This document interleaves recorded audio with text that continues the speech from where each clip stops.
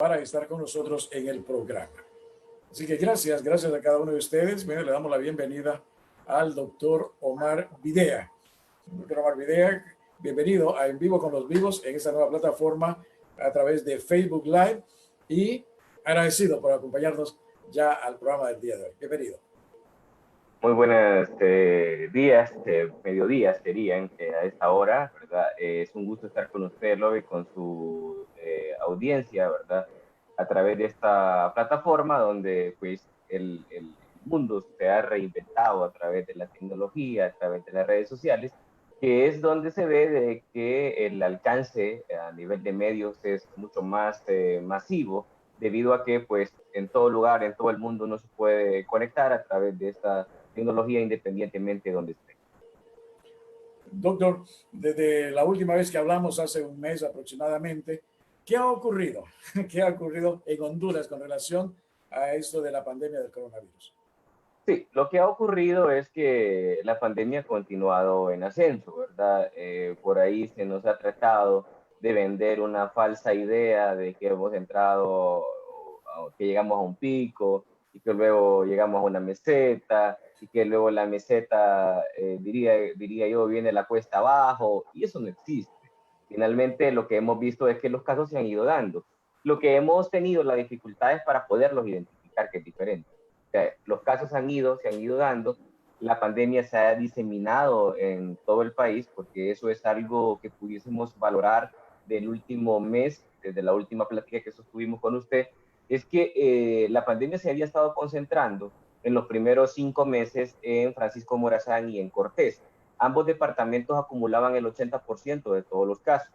Y lo que está ocurriendo hoy a esta hora es que el 57% de los casos en estas 29 semanas que llevamos ya transcurridas de COVID-19 son el 57% de los departamentos de Francisco Morazán y de Cortés. Como ve usted, ha ido redistribuyéndose la casuística de los casos de COVID-19 en el resto de los departamentos al interior del país, y ahora representan el 43%.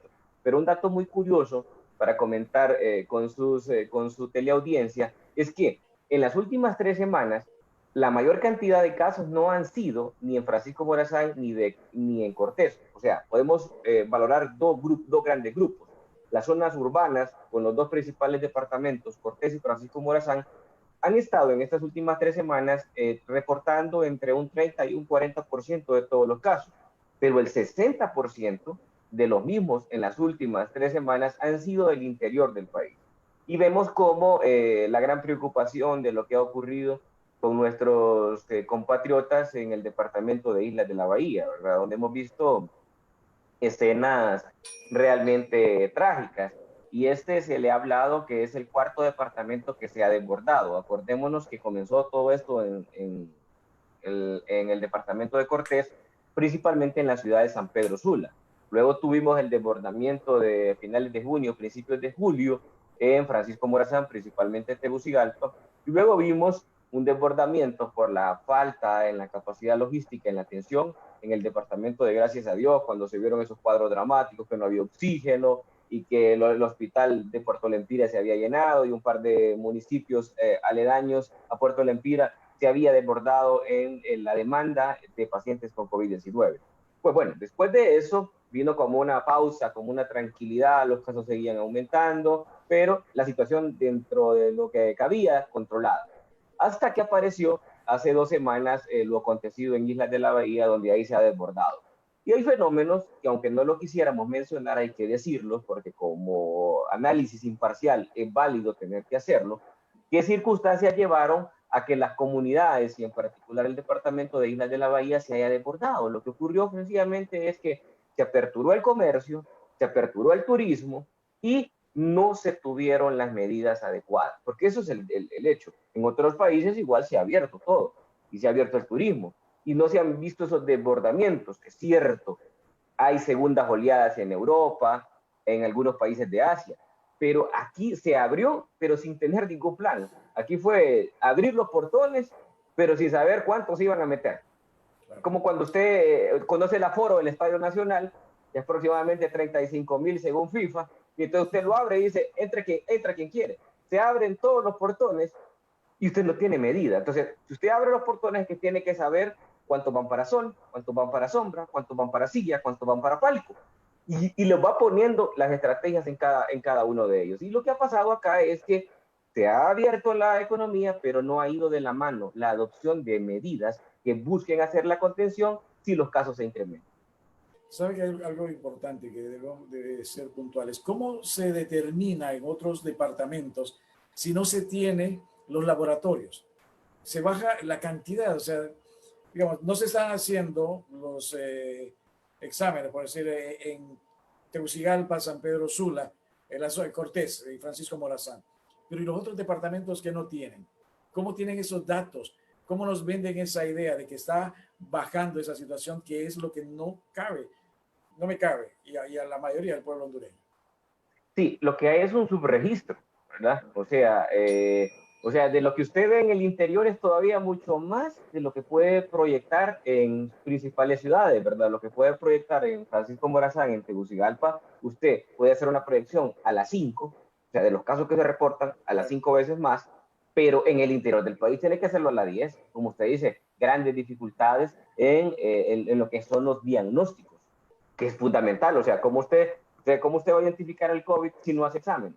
O sea, entonces, ¿qué es lo que ocurre? Lo que ocurre es que el virus no es que se ha disminuido, el virus sigue avanzando, pero con mayor tranquilidad, con menor cuidado, porque no hay nadie que lo va a atacar.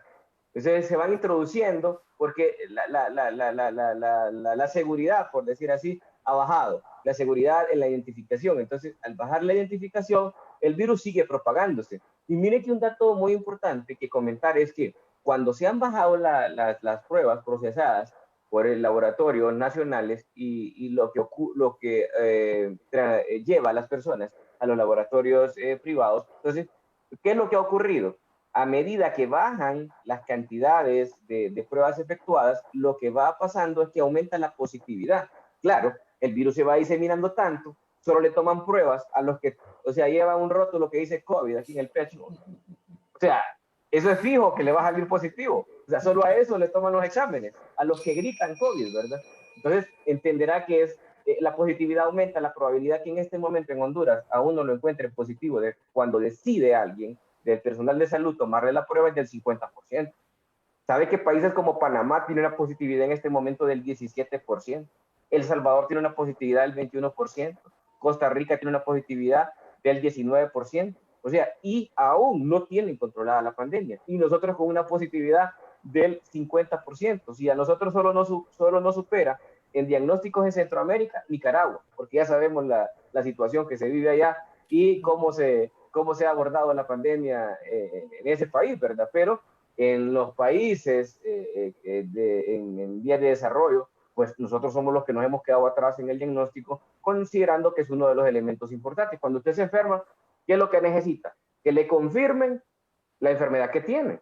Porque a usted le pueden decir, sí, mire, me duele el brazo. Entonces le dice, bueno, le duele el brazo, lo veo inflamado, pero que estoy fracturado, es una lesión del hueso, o sea, me luxé, o sea, me zafé el hombro. O sea, ¿qué es lo que tengo realmente? O sea, que me golpeé, todo el mundo dice. Entonces, lo que aquí podemos diagnosticar es que hay gente que está enferma, pero no se está confirmado si es por COVID o no. O sea, a lo más que llegamos a decirle, usted está enfermo. Sí, pero eso ya lo sé. No, usted no necesita ir a un médico para que le diga que está enfermo, si usted lo siente. Usted lo que necesita saber es qué exactamente tiene, para saber qué exactamente le den en busca de un tratamiento. Entonces, vean la dificultad que tenemos, porque esto nos está llevando a alargar ese proceso. Y parece ser que la mentalidad en el país es que todos nos enfermemos. Pero el problema es que a esa monedita al aire es bien arriesgado tomarla, porque esta es una enfermedad que sus televidentes deben de conocer, que si bien es cierto, el 80% de las personas pueden pasar con síntomas leves o asintomáticos, pero hay un 20% que puede llegar a presentar complicaciones y fallecer. ¿Y de qué depende si usted fallece o no? Del sistema sanitario, de cuánto le brinden la atención a usted. de cómo está fortalecido la red hospitalaria. Entonces, de eso depende. Entonces, nosotros como país en vías de desarrollo no nos podemos arriesgar a esa posibilidad, a jugárnoslas, a ver cuánto es el 20%. Óigame, el 20% es 1.8 millones de personas que se pudieran complicar por COVID-19 si todo el país se enferma. Entonces, no nos podemos basar en eso, en lo que se llama inmunidad de rebaño, que es lo que han hecho algunos países en Europa, donde lo que significa esa inmunidad de rebaño es que todos nos enfermemos y que cuando el 70% de la población esté enferma o ya haya pasado por COVID-19, ya el virus prácticamente tendrá pocos nichos de donde reproducirse. Pero se imagina usted enfermándose el 70%. Sí, en este momento, ¿sabe cuánto se ha logrado testear de la población? Hoy, a esta hora, el 1.88% de la población es a la cual se le ha practicado una prueba y es a la cual de un porcentaje del 42.8% ha resultado positiva en 29 semanas. Entonces, imagínense cuánta gente faltaría que se enfermara si con un porcentaje prácticamente del 1% de lo que se ha enfermado de todo el país, cómo nos han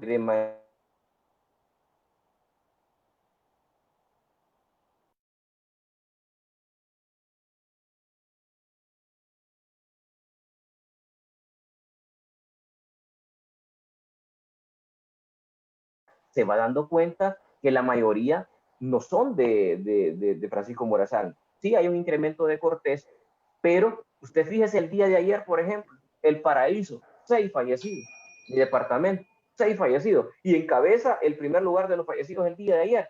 Fíjese que en estas últimas semanas, en la distribución de los fallecidos que han existido en las últimas 3 semanas, el 65% pertenece a departamentos del interior del país. ¿Por qué? Porque ya no se ocupa mucho para sucumbir ante la enfermedad, porque el mismo sistema que no le brinda una atención, entonces lógicamente le da esa posibilidad de complicarse. Y otro dato que la población no debe de confiarse en los datos de las cadenas nacionales es cuando le dicen de la cantidad de hospitalizados. Vamos a explicar esto porque para mí es muy importante aprovechar este medio suyo y explicarle a la población porque son formas de cómo se relaja la población. Usted tuvo una cadena, ¿verdad? Y entonces ve el anuncio el día de hoy, hicimos tantas pruebas, digamos 600 que han hecho a veces, ayer hicieron 1700, porque juntaron la semana. Pues ayer fue el día de la fiesta en el laboratorio de virología para procesar pruebas, ¿verdad? Pero que no ocurre siempre. Entonces, mire, ¿usted cómo ocurre esto? Entonces, usted no se fija mucho, no le pone mucha atención de cuántas pruebas hicieron. Usted lo que le queda es cuántos salieron positivos. Entonces le dicen a usted, positivos, X día, 250. Y entonces uno dice, si somos 9 millones y solo hay 250 positivos el día de hoy, esta cosa está controlada. Entonces, no culpen a la población también del por qué adopta algunas medidas. Sabemos que es una responsabilidad compartida, pero la mayor parte de la población no se va a detener a estar haciendo análisis y será cierto que esa es la cantidad real. Entonces, realmente a nosotros nos dan una información donde nos dicen, tranquilos, que solo hay 250 casos. Y uno dice 9 millones, pero la cosa está bastante bien controlada. Pero no reparan sobre cuántas pruebas se procesan para dar esos 250 casos nuevos. Entonces, vamos a lo otro. Luego sigue la cadena y le dice a usted el número de hospitalizados, 693 es el número. Entonces usted dice 693 y recuerdo que hace 2 meses nos reportaban 1500. Entonces ha bajado las hospitalizaciones. ¿Pero por qué han bajado las hospitalizaciones? Porque como les dije en un inicio, les comentaba en un inicio, la mayor cantidad de casos es en el interior del país. En esos hospitales, la capacidad son de 20 a 30 camas. Y entonces, ¿cómo no va a estar baja la hospitalización si la mayoría es en el interior del país? 254% de la ocupación en Roatán. Pero ¿cuántas camas son las que tienen? No pasan de 10. Pues claro, ponen full, tienen 30 pacientes hospitalizados y están al triple, pero es porque la capacidad logística es baja. Entonces, no es que no haya gente que no necesita hospitalizarse, sino es que, como lo dice la canción, no hay cama para tanta gente. Esa es la realidad y el por qué ese mensaje parece ser de que como hay menos casos, hay menos hospitalizados. No, es que no hay cupo. Eso hay que decírselo. O sea, los hospitales, por ejemplo, el de Trujillo, hospitales lo que es el departamento de Colón, ¿verdad? Los hospitales a nivel de Atlántida, a nivel de Olancho, que tienen dos hospitales, el mismo hospital Gabriela Alvarado de El Paraíso, o sea, son hospitales que tienen una alta demanda, el mismo hospital Enrique Aguilar Cerrato de Intibucá, o sea, hemos visto cómo esos hospitales en los reportes diarios sí están llenos. Entonces, va a llegar un momento de que se van a seguir aumentando los casos y como claro, usted dice, ok, entonces si los casos se aumentan, un 20% forzosamente van a necesitar hospitales. O sea, y esto es una regla. Entonces, a veces cuando inauguran un triaje, dicen tenemos 10 camas y son 10,000 habitantes. Imagínense que se enfermen 1,000, que se enfermen el 10% en un departamento, que hay 9,000 que no se han enfermado, pero con 1,200 necesitarían hospitalización. Y son centros de triaje con 10 y 20 camas. O sea, no nos podemos poner en un escenario de esperar a la gente ni en los triajes. Sabe que hay municipios que ya aperturan los triajes, que es una buena iniciativa, porque eso ayuda a poder tener una atención de manera gratuita ante los primeros síntomas del COVID-19. Pero hay comunidades donde existe buena logística médica y ahí se pasa feliz porque no llega la gente. Cuando no llegue la gente a un municipio, a un triaje, hay que irlo a buscar. Porque usted sabe, yo que soy del interior, nosotros somos más rebeldes todavía en el interior del país para poder salir a buscar consulta, atención. Entonces, llegamos hasta que reventamos y por eso nosotros los hombres son los que más nos complicamos. Nosotros los hombres en Honduras, según las estadísticas como fuente, la Unidad de Vigilancia Epidemiológica de la Secretaría de Salud dice que nosotros los hombres tenemos 1.53 veces más riesgo de fallecer en Honduras que una mujer. ¿Por qué? Parte, tardanza, por la cual nosotros somos renuentes a acudir a los sistemas de salud. ¿Qué está ocurriendo en Tegucigalpa y San Pedro? Con eso de la gente está siendo reacia a ir a los centros de triaje, no están visitando, como antes se miraba que estaban full. La parte de la hospitalización también ya fue casi desbordado el sistema hospitalario tanto en San Pedro Sula como en Tegucigalpa. Esto da una pauta de que sí se bajó o qué es lo que está ocurriendo realmente. Fíjese Lobe, que aquí en Tegucigalpa en particular sí se ha mostrado a través de diferentes marcadores, tanto no solamente los datos de Sinajer, que sabemos que son incompletos y que no presentan una realidad concreta del país, pero sí hemos visto que sí disminuyó el número de visitas a los triajes hasta la última semana. En esta última semana sí se ha visto que comienza ya a incrementarse, ¿cómo se llama?, las personas en los triajes. Recuerde, 2 semanas después de la apertura del transporte, que se va a dar esta próxima semana, pudiésemos ver nosotros las repercusiones que ha tenido eso. O sea, hay algunas medidas que se han adoptado en las últimas 2 semanas, donde de esta semana en adelante se pudiesen ver esas repercusiones. Y igual ocurre en San Pedro Sula, donde pues las personas han tenido un grado mayor de conciencia, eso hay que hacerlo notar. Y en nuestro caso, que vemos pacientes con COVID-19 de manera diaria, vea, hay personas que desde el primer día que le diagnostican tienen alguna molestia, se hacen la prueba y cuando uno lo llaman le dicen, mire doctor, ya tengo los resultados de los exámenes, estoy positivo por COVID. Bien raro que en Tegucigalpa veamos pacientes sospechosos de COVID. Sabe que cuando lo buscan a uno para la atención domiciliaria, por telemedicina o presencial, las personas ya van con los exámenes. Y eso es bueno, porque así es, vamos al punto ya, pues, para no estar indicando, o sea, claro. Y eso le da a usted, aunque usted sabe que la parte médica recomienda mucho no hacerse examen, no hacerse lo otro, yo soy diferente. ¿Por qué? Porque conozco que una consulta requiere una inversión.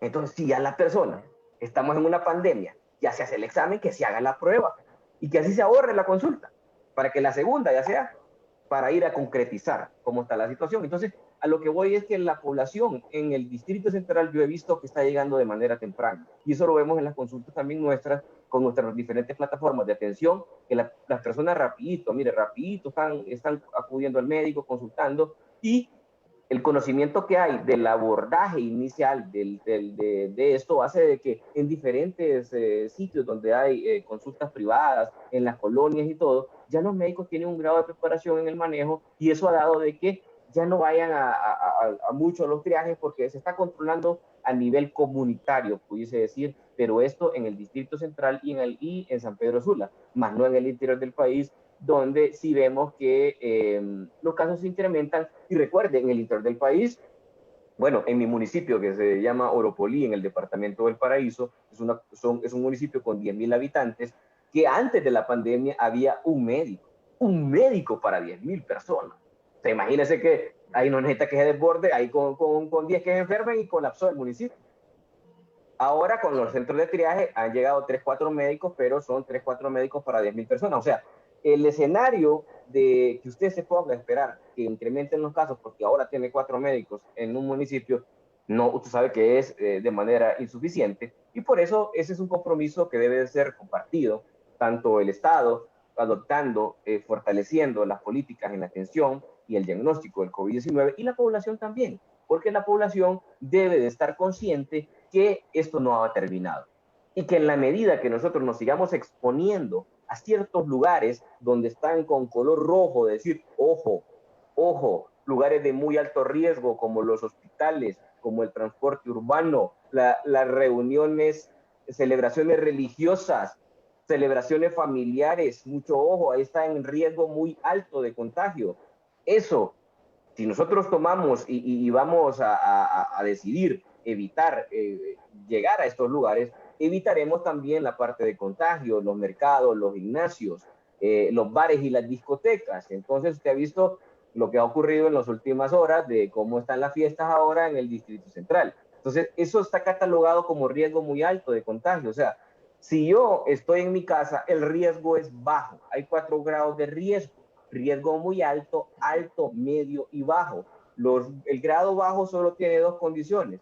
La vía pública, pero es cuando usted tiene amplitud, y fundamentalmente en los hogares. Son los únicos medios donde tiene poco riesgo uno, o sea, lugares ventilados o lugares cerrados donde convive un número de personas que no está saliendo fuera de casa. Entonces, el mensaje a la población acá debe de quedar bien claro en función de que tenemos que seguirnos cuidando, tenemos que reconocer cuáles son los sitios o las áreas de mayor riesgo de contagio para no ir a ellas, para no exponernos, porque usted puede decir, bueno, sí, pero la gente que mayor muere en Honduras son mayores de 60 años, el 61% tienen más de 60 años, sí es cierto, pero no descuide que también anda un 17% entre 20 y 50 años, entonces esto es una moneda al aire, claro, tiene mayor probabilidad en los adultos mayores de fallecer, pero no podemos decir que nos vamos a confiar, porque aquel que se confía, hoy por hoy probablemente no está contando la historia.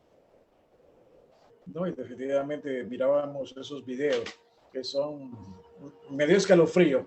Vi un video de eso en un hotel capitalino en una fiesta y toda la cuestión y todo, y no había una tan sola mascarilla por ahí. Miraban con esto de la apertura de los restaurantes, las mediciones, con un metrito entre espacio mientras la silla estuviera dentro de la mesa. ¿Cómo manejar eso? No, como dice, cada uno, y más ahora con la cuestión de la apertura del transporte. ¿Cuáles son las expectativas, doctor? ¿Qué expectativas podría dar así como una proyección a mediano plazo, corto y mediano plazo, que lo vamos a ver dentro de un mes, que ya va a ser para el Día de Brujas, que nos va a acompañar nuevamente para poder ver el reflejo de lo que está ocurriendo en la plática de hoy hacia futuro?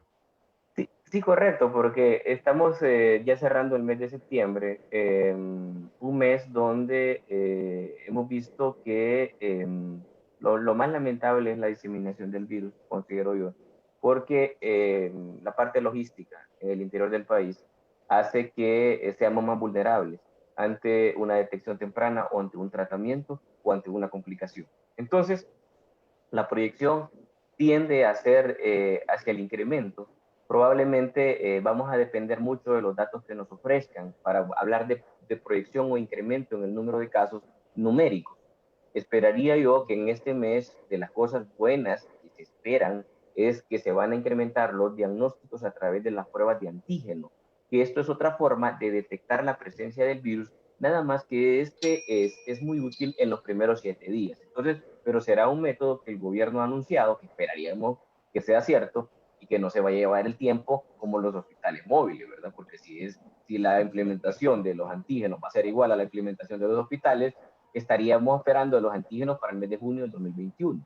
Entonces ya va a caer cierto con la vacuna. Entonces, pero esperaríamos de que podamos recibir una colaboración mundial, diría yo, internacional de las organizaciones en salud, como OPS, que tiene su sede aquí en el territorio, ¿verdad? Como el resto de los países en Latinoamérica, para recibir un apoyo para incrementar las pruebas diagnósticas, porque estas pruebas de antígeno nos permiten poder identificar el virus, y no una huella del virus o una secuela del virus o un paso del virus como son las pruebas rápidas. Esas son mucho más sensibles y específicas para detectar la enfermedad y que no requiere tanta logística como son la prueba de PCR en tiempo real o sea el hisopado. Entonces, lo que esperaríamos es que creo que va a haber un incremento en el número de casos. Yo no pienso que se vaya a desbordar nuevamente Francisco Morazán y Cortés. Quiero ser optimista y en los análisis me impresiona eso de que no nos vamos a desbordar. Van a haber incremento en el número de casos, ¿cierto? Porque en la medida, estamos claros, si el virus se adquiere por contactos y la gente está saliendo más, no se extrañe que a final de octubre estemos hablando de que hay 3 dígitos circulando en el país. No se extrañe. Y las personas pueden decir en este momento, sí, pero es que ya andaban saliendo la gente, y es cierto, ¿verdad? Aquí la gente salía, pero las instituciones y muchas ferias no permitían su ingreso, y ahí cambia la cosa. Es cierto, en la calle anda todo el mundo, pero para ingresar en muchas instituciones no le permitían a usted ingresar si no le tocaba circular, principalmente en la banca, por ejemplo. Y ahora ingresan 2. ¿Cuánto riesgo se aumenta? El doble. ¿Y cuánto va a ser cuando hayan 3 dígitos? El triple. O sea, hay sitios donde sí se respetaba eso. O sea, de nada sirve, bueno, si la gente anda circulando, anda moviéndose, pero que el detalle es que se garantice que no se les permita ingresar a esos lugares si no es su dígito. Y eso en algunas instituciones serias había venido ocurriendo en el país, y eso tiene un grado mayor de exposición. Al grado mayor de exposición, mayor probabilidad de contagio. Entonces, los contagios se van a dar. No creo que haya desbordamiento ni en Francisco Morazán ni en Cortés. Eso esperaríamos. Y en el interior del país van a ir explosionando focos.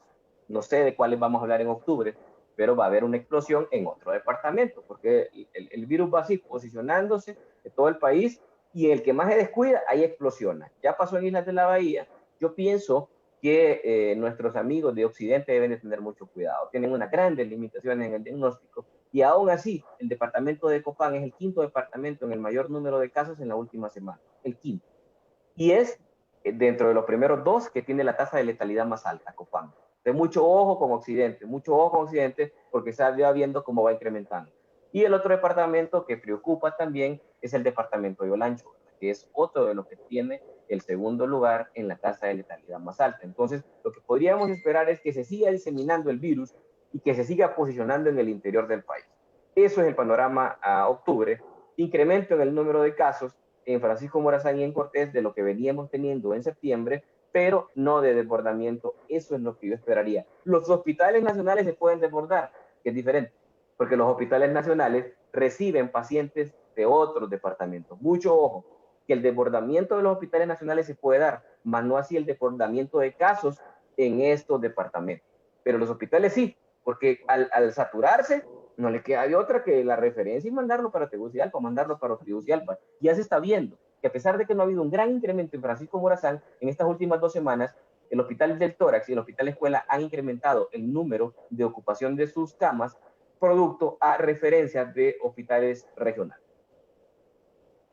Bueno, agradecemos nuevamente, doctor, por acompañarnos al programa. Así que vamos a ver ahí en Halloween, a finales del mes de octubre, y ojalá que su diagnóstico y su proyección sea así para Francisco Morazán y para Cortés.